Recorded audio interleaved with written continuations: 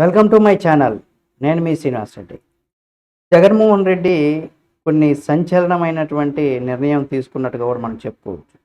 ఇంతటికి ఏం తీసుకున్నారు ఏంటి? ఆయన ఈరోజు ఒక వ్యక్తిని కలిశారు. కలిసిన తర్వాత ఆయన మాట్లాడుతూ కొన్ని అనేకమైనటువంటి ఇంట్రెస్ట్ అయినటువంటి విషయాలు కూడా పంచుకున్నారు.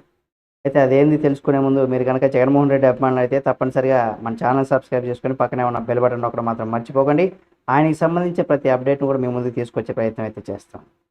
అయితే పిన్నెల్ని అంటే ఈయన ఈవీఎం ధ్వంసం, హత్యాయత్నం కేసులో కూడా అరెస్ట్ అయ్యి నెల్లూరు సెంట్రల్ జైల్లో ఉన్న విషయం మనందరికీ తెలిసిందే. మాచర్ల మాజీ ఎమ్మెల్యే పిన్నెల్ని రామకృష్ణారెడ్డిని వైసీపీ అధినేత ఆయన మాజీ సీఎం వైఎస్ జగన్మోహన్ రెడ్డి ఈరోజు కలిశారు.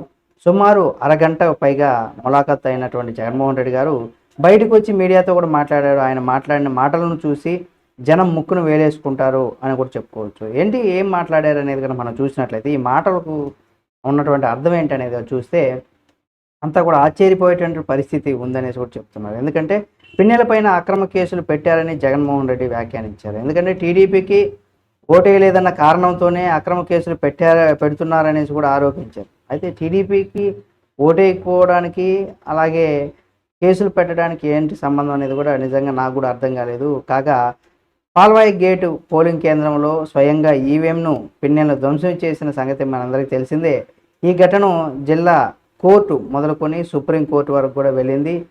ఇక కేంద్ర రాష్ట్ర ఎన్నికల కమిషన్ ఏ రేంజ్లో హెచ్చరించిందో మనందరికీ తెలిసిందే. కానీ జగన్ మాత్రం అక్రమంగా అరెస్ట్ చేశారని చెప్పడం నిజంగా ఇది గమనార్హం అని చెప్పుకోవచ్చు.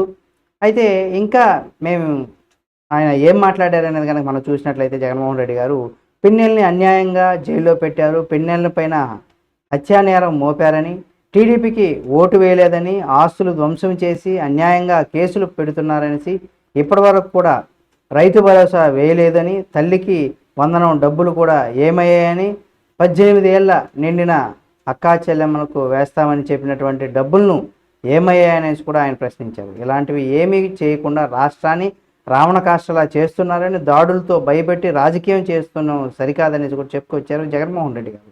అయితే మండిపడుతున్నారు.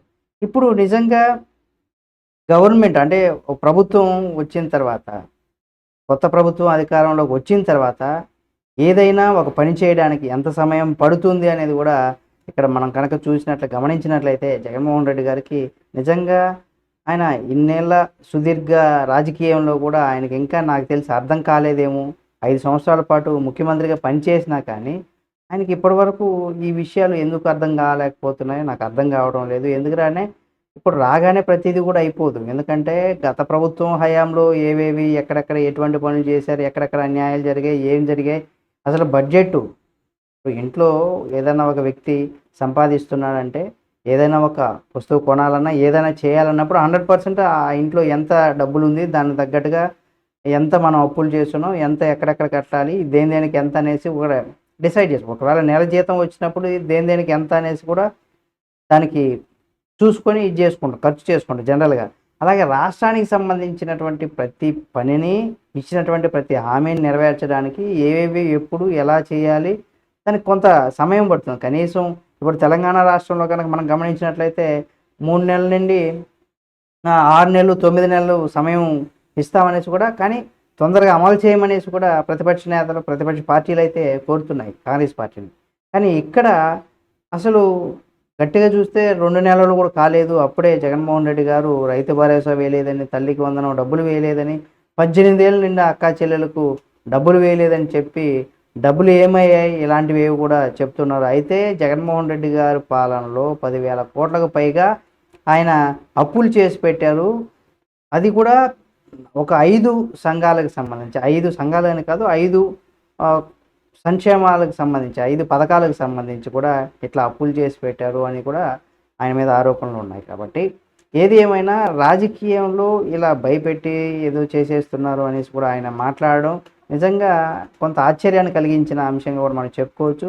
నిజంగా జగన్మోహన్ రెడ్డి గారు ఇలా మాట్లాడతారని నేను కూడా అనుకోలేదు. ఎందుకంటే ఆయన కొంత రాజకీయాల మీద ఎప్పటి నుండో ఉన్నప్పుడు కూడా 5 ఏళ్ళు ముఖ్యమంత్రిగా పరిపాలించారు కాబట్టి ఏది ఎప్పుడు ఏదైనా పని చేయాలంటే ఎంత సమయం పడుతుందని తెలుసుకుని చేస్తారని కూడా నేను కూడా అనుకున్నా. కానీ వెంటనే ఇప్పుడు ఏ పథకానికి ఎంత ఖర్చు అవుతుంది, ఎంతమంది దానికి లబ్ధిదారులు ఉన్నారు, ఎన్ని కోట్లు ఖర్చు అవుతుంది, దానికి కావాల్సినటువంటివి ఎక్కడి నుండి వస్తాయి ఏమనేది కూడా చూసుకోవాల్సినటువంటి పరిస్థితి ఉంటుంది. కానీ ఇప్పుడు పింఛన్ల విషయంలో చాలా వేగంగానే ప్రభుత్వం స్పందించింది. పింఛను కూడా ఇవ్వడం జరిగింది.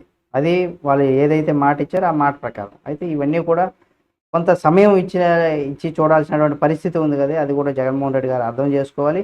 ఏదేమైనా ఆయన చేసినటువంటి కామెంట్స్ ఒక రకంగా ఏంటంటే పిన్నెలు తప్పు చేశారని అందరికీ తెలుసు.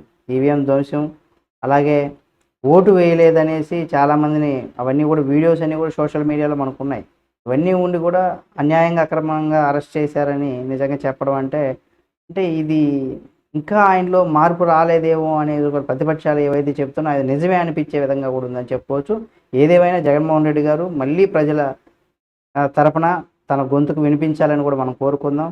కాకపోతే ఇలా కాదు, 100% నిజాయితీగా డబ్బులు పంచడం అనేది కాదు కానీ ప్రజలకు కష్టాన్ని అంటే వాళ్ళ కాళ్ళ మీద వాళ్ళు నిలబడే విధంగా కూడా వాళ్ళకి ఏం కావాలి అనేది కూడా మరోసారి డబ్బులు ఇచ్చేసామనేది కాకుండా 100% కరెక్ట్ నిజాయితీగా ఏదో ప్రజల్ని మభ్యపెట్టి చేసేటివి కాకుండా కొంత ఆయనలో మార్పు రావాల్సినటువంటి అవసరం ఉందని కూడా మనం గుర్తించాలి. ఆయన కూడా గుర్తించుకుంటే ఆయన రాజకీయ భవిష్యత్తులో రాబోయే రోజుల్లో మళ్ళీ ముఖ్యమంత్రి అయ్యేటువంటి అవకాశం ఉంటుంది. లేకపోతే ఇలాగైనా చేసుకున్న పోతే ఆ ఉన్న నేతలు కూడా పార్టీని వీడిపోయేటువంటి అవకాశం ఉంది. ఇక పార్టీ కూడా మనుగడ కూడా అసాధ్యమయ్యేటువంటి పరిస్థితులు కూడా తలెత్తేటువంటి అవకాశం ఉంది. చూద్దాం, ఇకనైనా జగన్మోహన్ రెడ్డి గారిలో మార్పు వచ్చి ముందుకు వెళ్ళాలని కూడా కోరుకుందాం. మరియు మంచి నేతగా, తండ్రికి తగ్గ తనయుడుగా, మంచి నేతగా అన్ని రకాలుగా ప్రజల్ని ఆ సమస్యలు తెలుసుకోవడమే కాదు, ఆ సమస్యలకి ఏ విధంగా చేస్తే ప్రజలకి ఏదో డబ్బులు ఇచ్చేసామనేది కాకుండా అన్ని రకాలుగా వాళ్ళ కాళ్ళపైన వాళ్ళు నిలబడే విధంగా కూడా ఆయన మంచి చేయాలని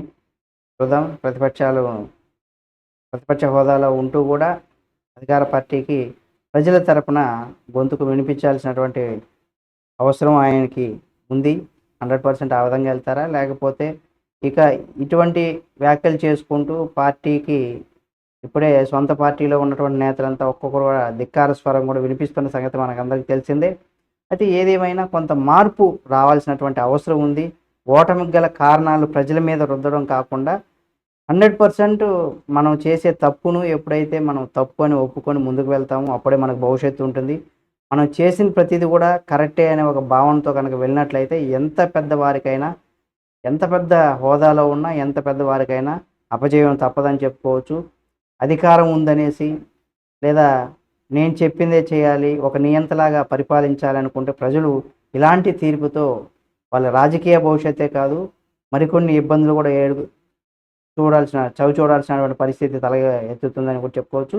ఏదేమైనా జగనన్న మళ్ళీ మంచిగా మారి పర్ఫెక్ట్గా అంటే పాయింట్ టు పాయింట్ ఏదో నేను కూడా మాట్లాడాలి, అన్యాయాన్ని కూడా న్యాయం అని నిరూపించాలనే ధోరణిలో కాకుండా 100% పర్ఫెక్ట్గా ప్రజల తరపున గొంతుకు వినిపించి మళ్ళీ ప్రస్తుత కూటమి ప్రభుత్వానికి కూడా ప్రశ్నించే దిశగా వచ్చి మళ్ళీ ప్రజలకు మంచి చేయాలని, ప్రజల్లో ఉండాలని కోరుకుందాం. ఈ వీడియో మీకు నచ్చితే లైక్ చేయండి. జగన్మోహన్ రెడ్డి గారు ఏ విధంగా ఉంటే బాగుంటుందని కూడా మీరు కూడా మీ యొక్క అభిప్రాయాన్ని కామెంట్ రూపంలో తెలియచేయండి. ఎందుకంటే ఈ 5 ఏళ్ల పరిపాలనలో ఆయన ఏంటో చూశారు కాబట్టి ఆయన ఎలా ఉంటే బాగుంటుంది అనేది కూడా మీరు కూడా మీ యొక్క అభిప్రాయాన్ని కామెంట్ రూపంలో తెలియచేయండి. మరిన్ని వీడియోల కోసం మా ఛానల్ని సబ్స్క్రైబ్ చేసుకుని పక్కనే ఉన్న బెల్ బటన్ నొక్కడం మాత్రం మర్చిపోకండి.